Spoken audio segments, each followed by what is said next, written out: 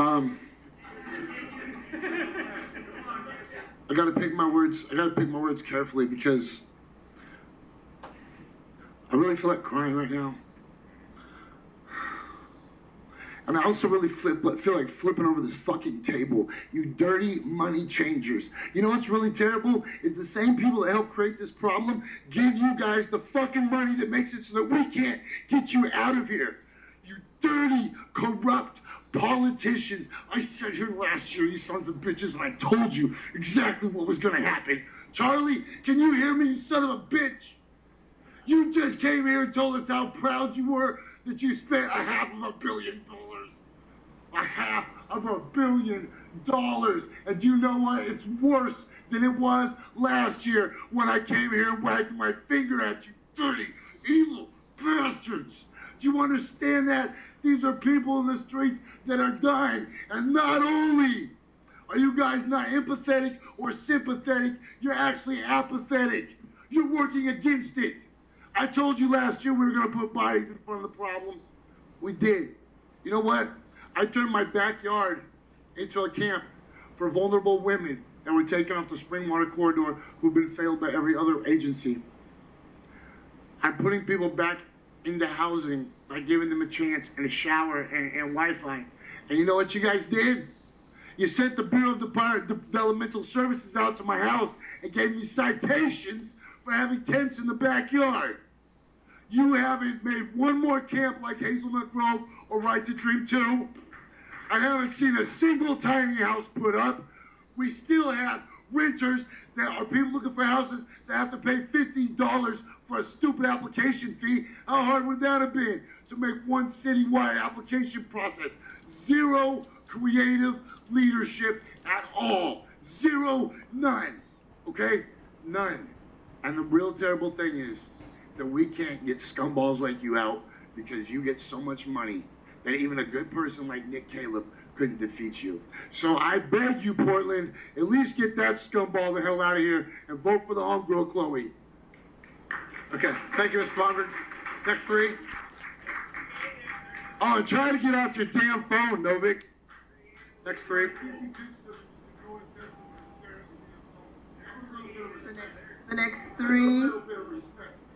The next three are Robert Schultz, Leo Rhodes, and Mike O'Callahan. And they'll be followed by Nancy Newell, Diane Kefauver, and Richard Robinson. Robert Schultz, Leo Rhodes, and Mike O'Callahan.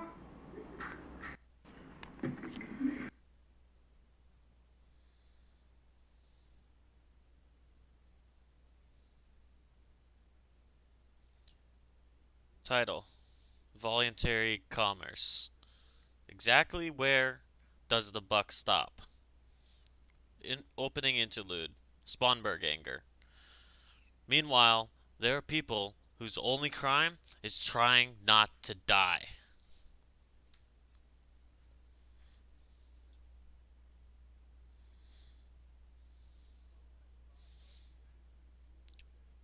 That's 4 years ago. Today, the meaning of voluntary commerce has just appeared.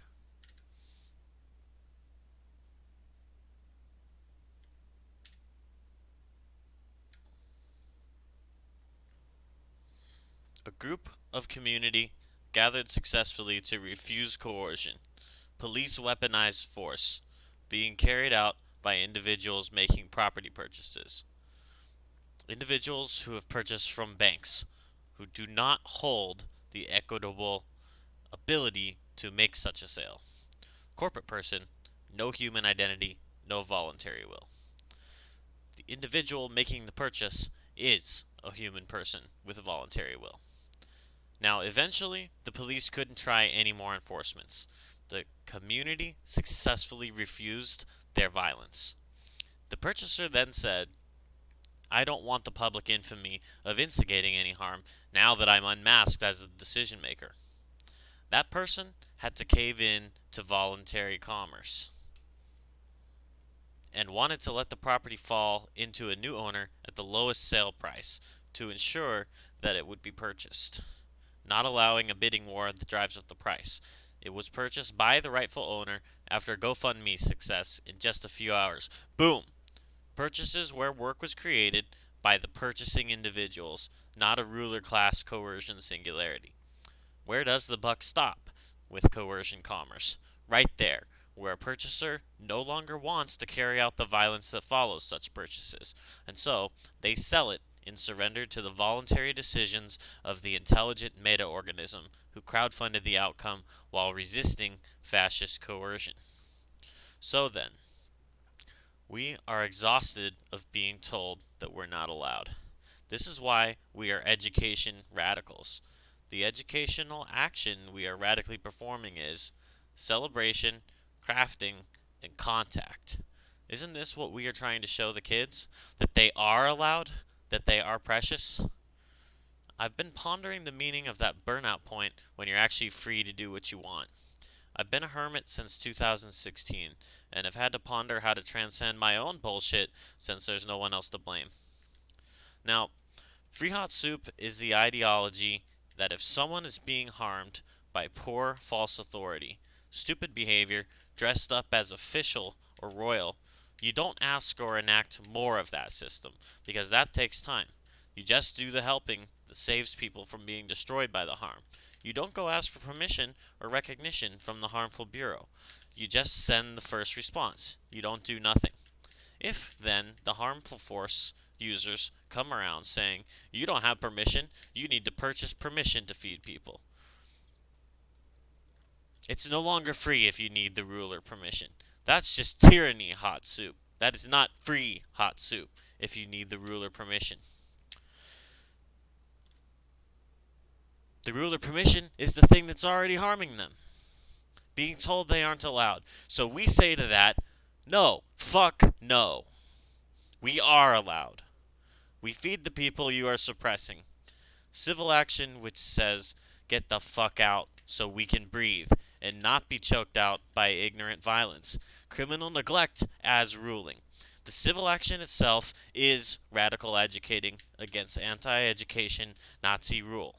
The greatest, biggest, great big dumbs to ever exist. Interlude. Ron Swanson. Don't worry, I have a permit. He holds up a note written in pen. It says, I can do what I want, and is signed Ron Swanson. The message of Jesus is exactly this. Everyone is allowed. Stop trying to criminalize anyone. To practice this ideology means to refuse the authority of landlords and police. Feed the neighbors. Block police from ever removing people from safe shelters.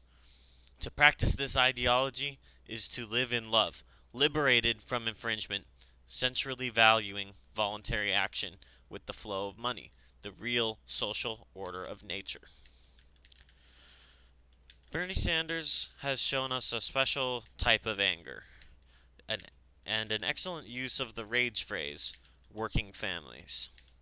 The best moment he has ever had was saying that the universe is collapsing when we temporarily paid families for their vital work owned by their family, not any brand or bureau. That some of my Republican colleagues are very distressed. They're very upset that somebody who's making 10, 12 bucks an hour might end up with a paycheck for 4 months more than they received last week. Oh my God, the universe is collapsing. Imagine that. Somebody who's making 12 bucks an hour, now like the rest of us, faces an unprecedented economic crisis with the 600 bucks on top of their regular unemployment check, might be making a few bucks more for 4 months. Oh my word, will the universe survive? How absurd and wrong is that? That some of my Republican colleagues are very distressed. They're very upset. This is the harm reduction platform. We are refusing your authority because we are analogous to the ambulance, first responders. We are trying to save the people that your false and terrible use of authority harms. This was the message of Jesus. Everybody is allowed. Segment 2.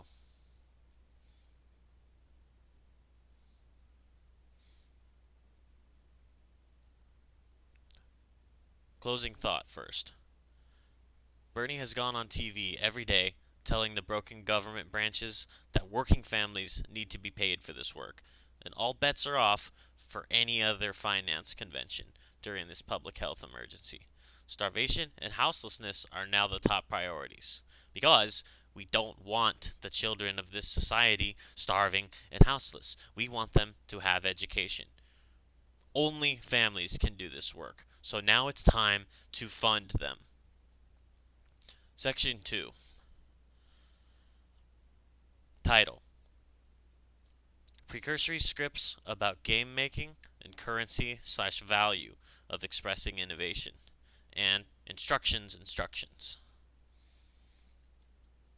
Introductory note from December 2019. Information is currency. Money is an information exchange, describing the agreed upon value of what is produced or performed in the social organism. Innovation, by definition, as stated by Alan Watts, is the inner meaning of tech, saving humans, labor, difficulty, giving them what is health and wellness perpetuating, easier and cheaper. Innovation is that which gives, at much lower or even no cost, an improvement to the life and well-being of the social organism, the cells and organs within it, and the enjoyment of its emergent wealth thereof. The basic thrive, and then the enjoyment of what is produced, what is brought forth by the social organism, is what innovation is. It is what technology is for. It is why we invented a machine, to do something easier so people don't have to sit there spending their days doing that thing. The capitalism winner is the one who innovates in this way. So, their idea spreads and is used because it's better. It gets adopted because it wins the contest. It gets copied. It gets imitated. It spreads widely. The old option's no longer used. We don't carry handwritten letters with horses anymore. We communicate electronically. But for some reason, we still continue to act like rulers and monarchs can represent us. They cannot. They cannot represent us any more than the horse-carried handwritten letter can represent our long-distance communication. It just simply isn't the way that we do things. Bringing Alan Watts' ideas in the currency sense is doing the innovation to bring life improvement, well-being, to the social organism we are. Because his ideas describe the win where the social organism circulates production in an optimal, non-classist, non-tyrannical emergence way. We value this. We value the work of the musician playing the song written by the classical master. Alan Watts' message should be played, and I will do so until the day I die. I will share this information until we become a social organism practicing the intelligence of a meta-organism that is not getting in its own way with idiotic ruler behavior and monarchical structure. August 11th, 19. Additional introductory message. I'm designing something that I feel to be immensely important, a message that needs to reach people. Because energy travels, I literally build these ideas by sending them to additional minds. That's how as a team buff spell works. That is how a team buff spell even works. It comes from you and benefits all. Now today, as I wrote this, November 24th, 20, Insight Plateau. Collaboration itself is an act of liberty. We release an idea out into the noosphere, and we can then experience the gratitude when the idea levels up because others are contributing after gaining the benefit of my initial cast. It took me 2 years of creative scaffolding, but I did it. I reprogrammed my life. I invented the well-being that I wanted. I came here to share this message and give the instructions for free. I want you to have the benefit of creative consciousness so we can all witness freedom. My aim as a creative is to show us that we hold the power to reprogram for consciousness. which is creative. It brings forth the goodness and overall wealth or enjoyment that exists within ourselves and the living planet that we inhabit, that we come forth from. We are the fruit coming from the rock upon which we reside. Creative consciousness, then, is the final terminology, the title, essentially, of what emerged from my studying of the adventure philosophy and cognition model. This is what I was looking for, because I watched myself corrode into the worst possible self while enduring an abusive relationship.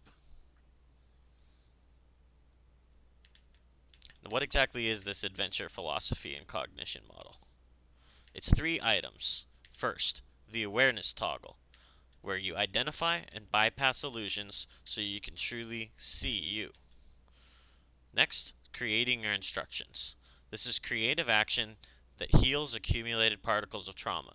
These are harm chains that trap your inner child. You rescue that inner child from harm chains using instructions. You must create your instructions in order to do this. And then the third thing is the arrival point there. Social peace waging. It's a guide to helping each other be excellent and make the amazing things of our inmost heart. When you've confronted your inmost joy and rescued the child selves buried under harm, you can then use that to lift others and see what they can make. So it's awareness, contemplation, or collaboration, which is all celebration. And then finally, crafting/community. You don't grow your craft. Your craft grows you, your image of you, your actualization of what is there in the core of your field of forces. So I've been pondering then, how do we exactly make crafts? How do we do that? Which led me straight to the question about questions. The final result was instructions about the instructions. This is the instructions that it has become. The question was, how do you use free will or make any decision which manifests your voluntary energy? Alan Watts says spontaneity. It simply cannot be bossed or forced. You can't get to it by seeking it. You can only get to it accidentally by surprising yourself. After unpacking this in the arrival point, it feels like this. 1. There's an interaction that is necessary to creativity, which happens across all the mediums you might use to share with the audience. Self-collaboration. You're becoming closer and closer in touch with what it is that you can craft. You're the audience.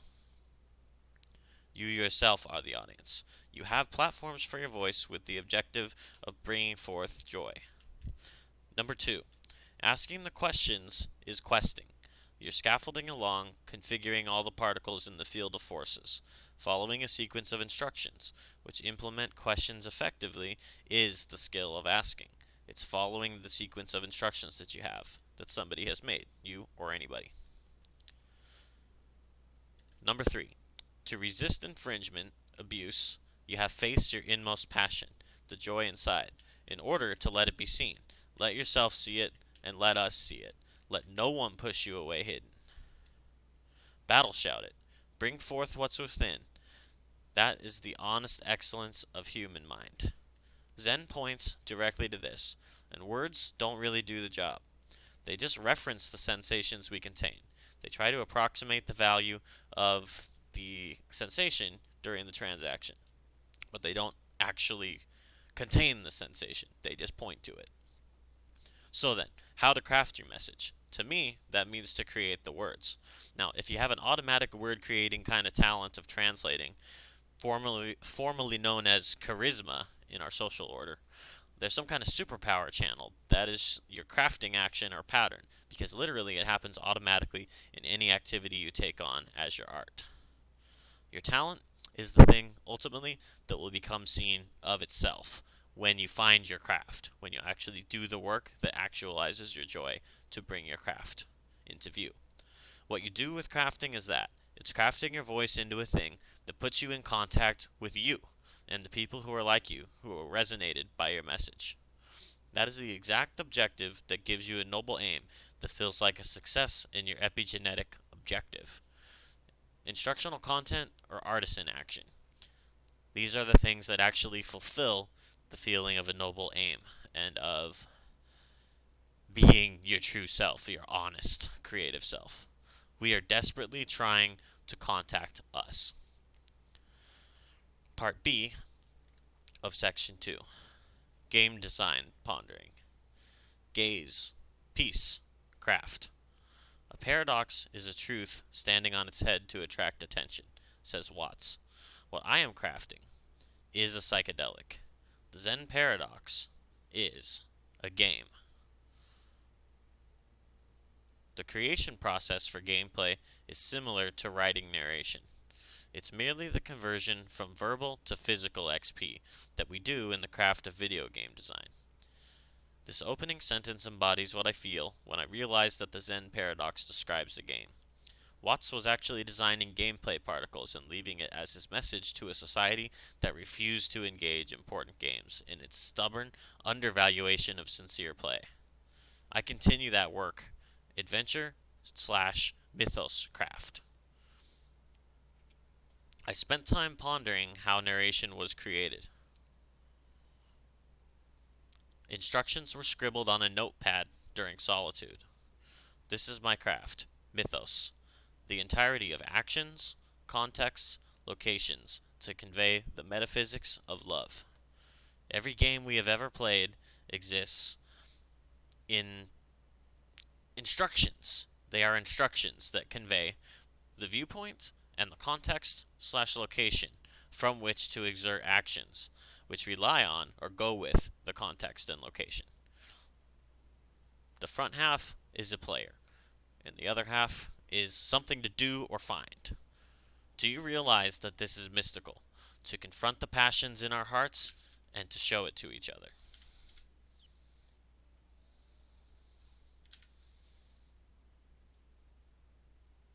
I'm actually making many things, so one of them is a game. This making is the sole focus of my educator energy. This action is perpetual and simultaneous with the work of bringing the education forth for the kids that are important to me. It's one and the same, an education about creating what is within. Creative peace is a focus on your joy, the good things your curiosity brings you to. Peaceful craft is the arrival point when you follow that curiosity and find the joy and then see how do you express it. Awareness, basically just setting down fear, is the starting out point. Then it takes you to creative peace, you do that and do that and do that, and you discover your craft. The starting out point is what the psychedelic medicines point you toward. They let you reprogram your program if you walk creatively. Mind craft.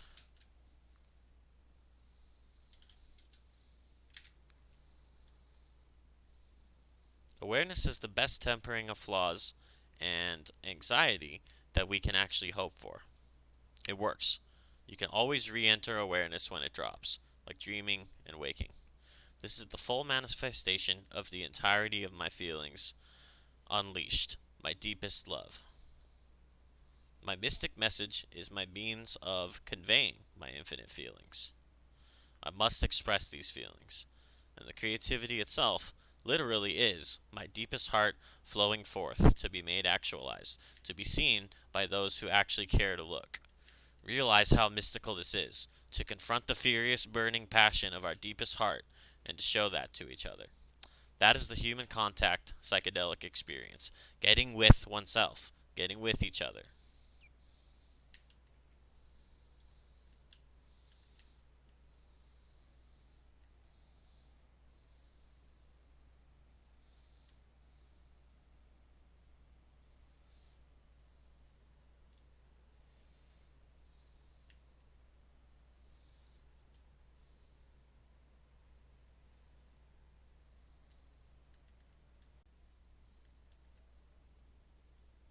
Interlude. Floating or waiting.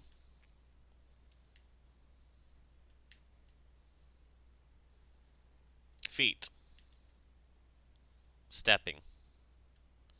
Feet are the edge of the corpse. Stepping is scrolling the rock I am. It is scrolling. A walk is an assertion of peace. A vehicle, motor vehicle, or any such vehicle, thereby, is a statement of values to cross more distances, to cross faster, to rush, to make the distance irrelevant.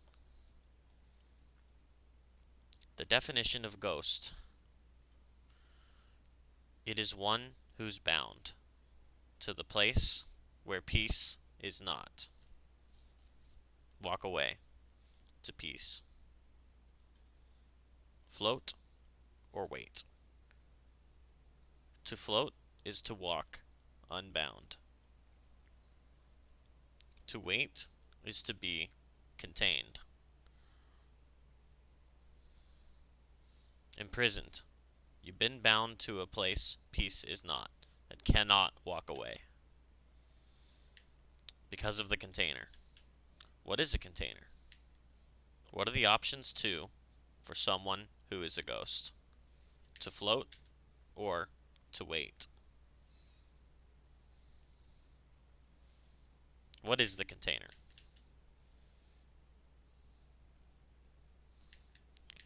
Or let's ask the next question and come back. Because to define the container, we must actually ask what happens when the container opens.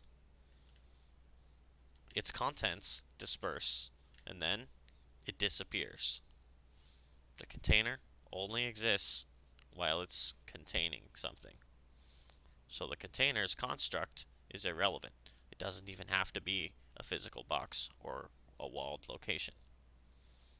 It simply disappears when you open it and release the contents. The Stanley narrator is vexed.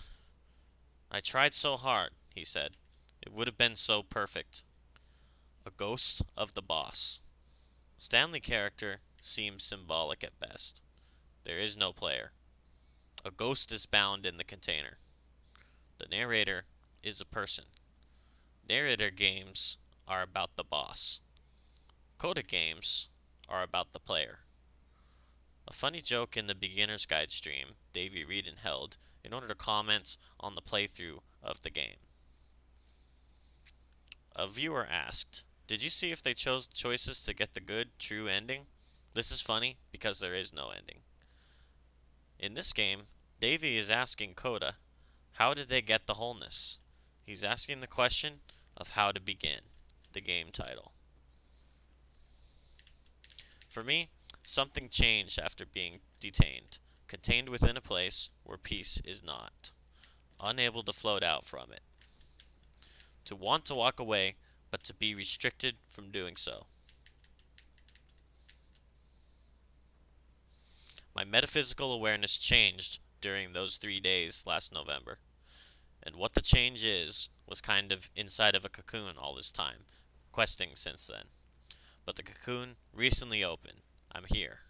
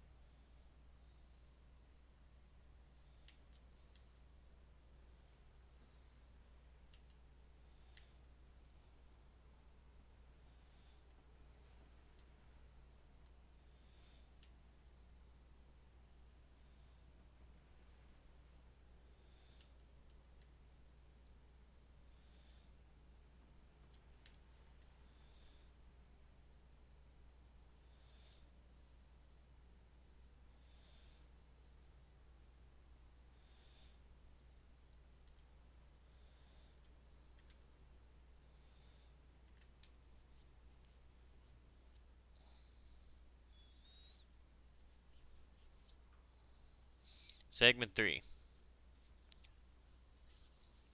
Mania / dropout.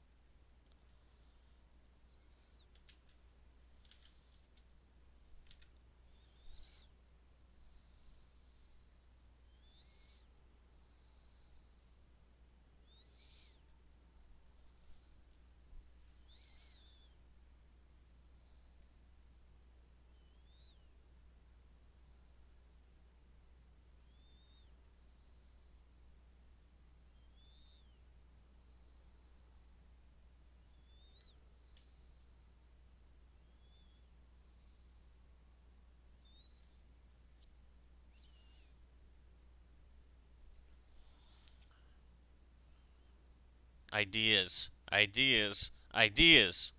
What does it mean? Why am I the dropout? What is mania? Information extravaganza. I was somehow born knowing how to create. I was born programmed with a tool for medicating mania. What is mania? An interesting type of agitation, very adjacent to physical panic attacks. This means it's not worry thinking. It's the affliction in your biological vehicle with heaviness and wheezing, sweating, dread/anger mood, or just restless insomnia. Mania is right next to this physical shutdown, and it is information extravaganza. Too many ideas. What is the tool for medicating mania? It is meditation.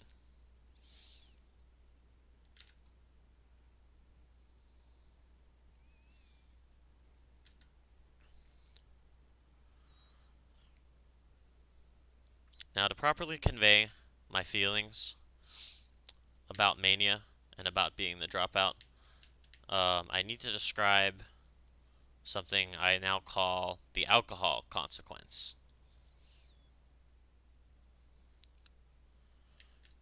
Essentially, a fool who persists in his folly will become wise. This was a shower thought. Given the fact that there can't be a teacher, that you can't really get something from an external authority. There's just no way of doing it. A teacher can't give this to you or make you know. There's no means of conveying the alcohol consequence to any given user of this substance. The only way that it can be conveyed is to experience it. And the alcohol consequence is interesting because when you get to the point that you are in the full consequence, there's a definitive harm. It's like a warning to your system biologically when you reach this point. It's a variety of possible physical symptoms, but essentially it's kind of an edge point where you can go off the cliff. You could choose to keep going and ignore the warning sign, but essentially this is how I think of the consequence. I think of it as a warning plateau in the substance's impact on your physical and emotional well-being. And this can, of course, vary from person to person. It might cause somebody to lash out and become embarrassed socially, or cause a catastrophe, crash their car, or it could be experienced completely silently, completely alone. Nobody knows of the struggle or the suffering except to the person who made the choice to consume the substance. But ultimately, I feel that this is the Watts koan. The answer, we frequently get posts on Reddit that come around every now and then saying, well, if Alan Watts is so wise, how did he end up dying from alcohol? Or supposing that that's how he died. I don't know. I don't suppose that we could know, particularly, that was definitively the cause, if he was so far off the cliff or not. I don't have a way of commenting on that from where I sit, because I wasn't in the situation. But people come around the Alan Watts board and presume to know that that's what happened and try to make an issue out of it. But the thing is, what they're saying, or the question they're asking, reveals this koan, the alcohol consequence, in full. Because Alan Watts got there. He got the punchline and he returned with it. And he came back saying, when you get the message, hang up the damn phone. You don't need to go off the edge when you get up to that point. You're free to stop. But the only way to do so is to understand the actual meaning of the alcohol consequence when you get there, which is you're dealing harm to yourself. You're experiencing a harmful situation, a series of escalating harm in many cases. And as you do that, as you go to the bottom, you gain the background. You gain the ability to comprehend what the well-being is that you lost. You couldn't ever possibly understand what that is if nothing ever knocked it out of your hands, allowing you the choice to go and pick it up on purpose and hold it and treasure it.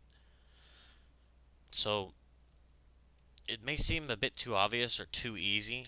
As Watt says, it's too easy. That's why it's so difficult for people. But this is really what I feel as far as consequences. Any harm which you can only properly experience if you are choosing it for yourself. If your own responsibility takes you down that path where you get to the bottom and then you can witness the totality, the entire situation that it is to have fallen, to have experienced this harm.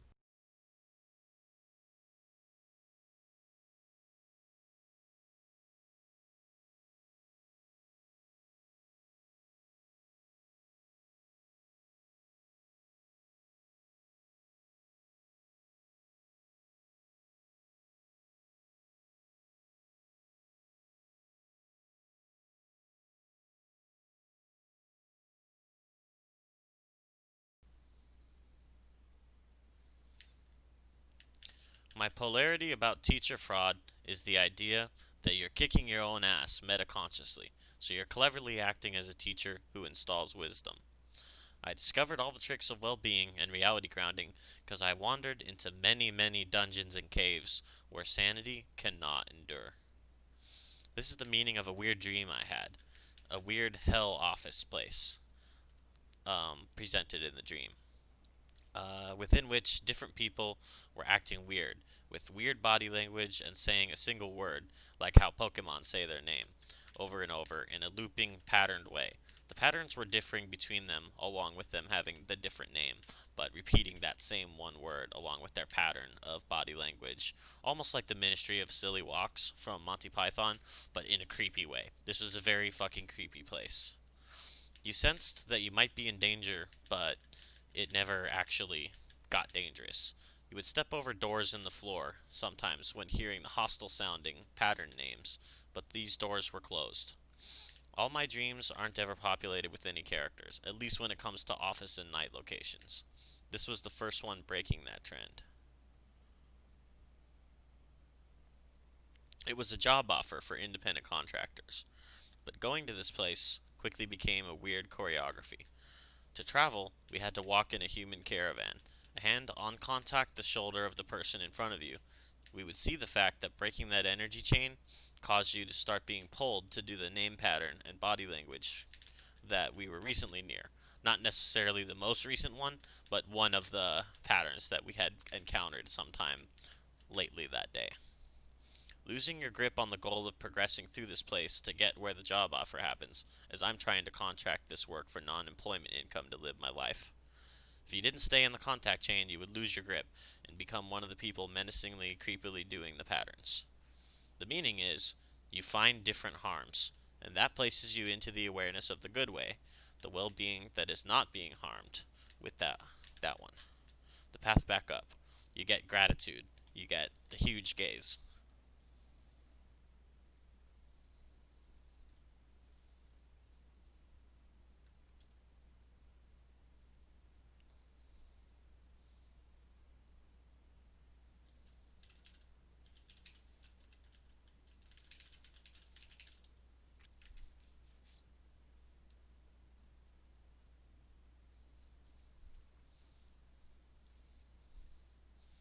In my game, you sometimes encounter in the overworld, or levels, a level entrance, which is, upon entering, actually a lengthy falling, eventually reaching that you land in the black room, blue gate door, the beginning of the game's starting sequence.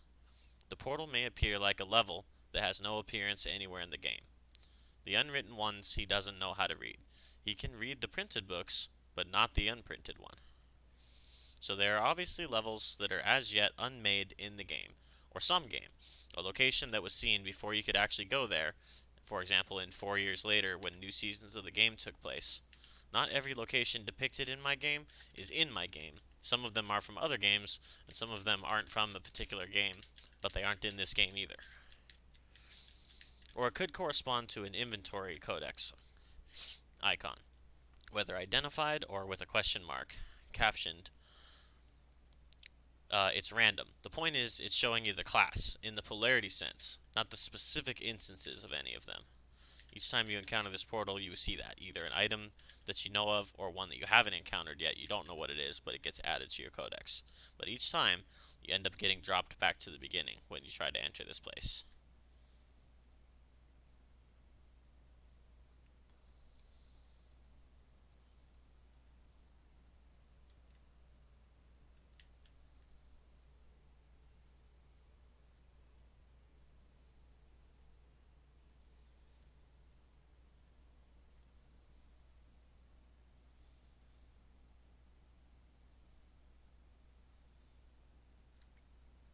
Now here we fall into the beginning premise.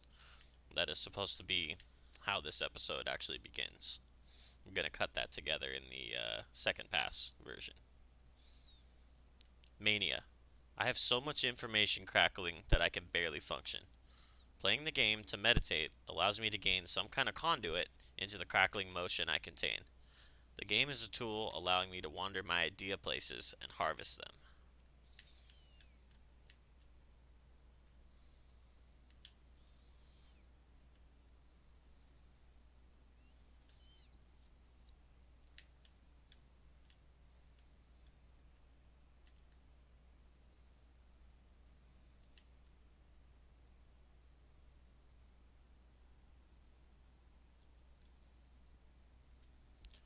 Full HP, peacecraft, Zen monastery.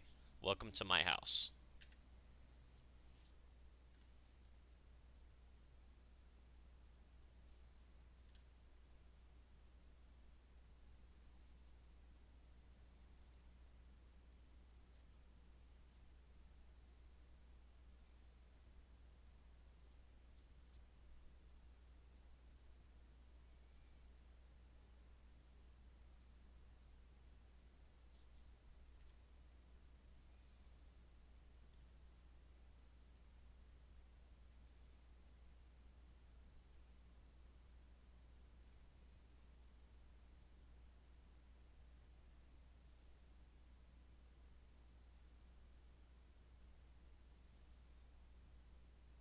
Every problem we have ever undergone was harm that could have been reduced by challenging fear.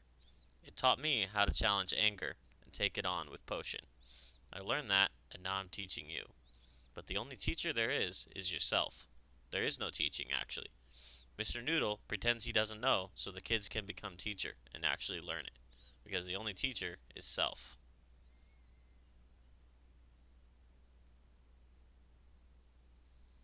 So, I'm not teaching you. I'm just pretending I don't know. My choices are to be Mr. Noodle or be Mr. Nothing. If you are hidden, I disappear. I'm nothing. If you are seen, I come into being. Fear hides you, so challenge it.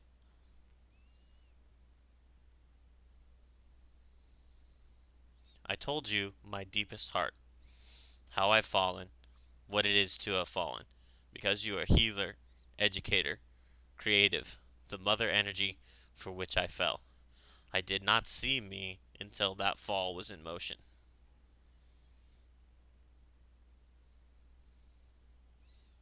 I was only wandering up to the cliff edge where I would see, in the motion of this fall, we are not separate, and I saw me only because I saw you, and there was no unfalling.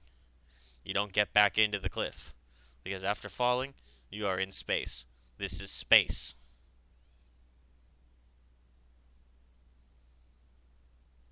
Existence is this love. We see it, we are it. That was my LSD insight last July, a year ago. In my angriest depression, alone with my questions, I saw, I'm the sky. We are all falling, and it's love here.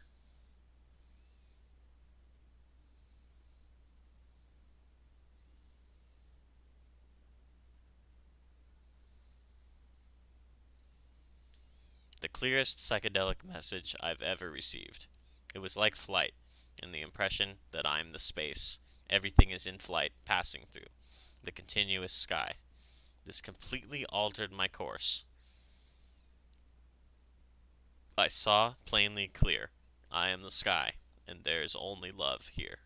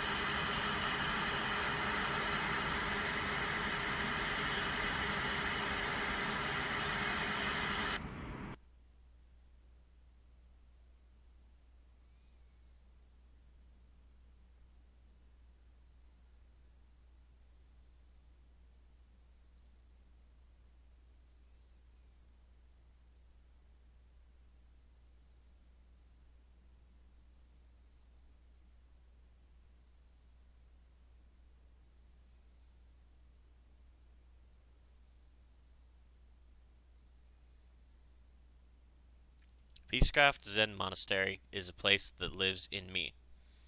Like a house, only I don't live there physically. I live there metaphysically. Why is this? Instructional objects, instructing the user of the object into peace or joy. I assemble this device. I let whoever will take possession of it do so. It is added to their inventory.